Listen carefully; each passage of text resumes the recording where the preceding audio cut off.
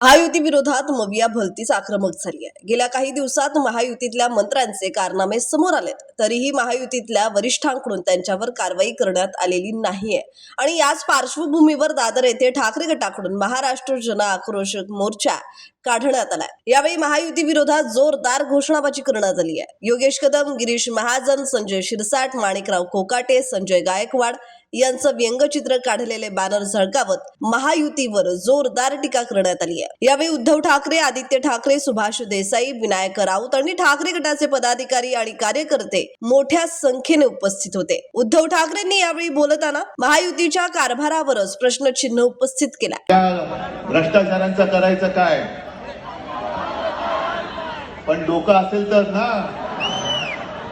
कारण बिन डोक्याचे आणि नुसते पाय आहेत सुरतेला पडून जायला, गुवाहाटीला पडून जायला। डोकं कुठे आहे? नुसते खोके, डोकं नाहीच आहे, बरोबर आहे, डोक्याच्या ऐवजी खोके आहे। त्याच्यामुळे ते खोके घेऊन बसले।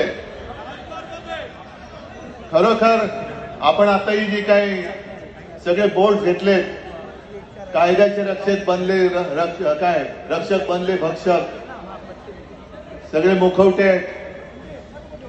एकूण जर का विचार केला तर आज दिल्लीमध्ये महाविकास आघाडी, इंडिया आघाडीतर्फे सर्व खासदारांचा मोर्चा हा निवडणूक आयोगावरती चाललेला आहे।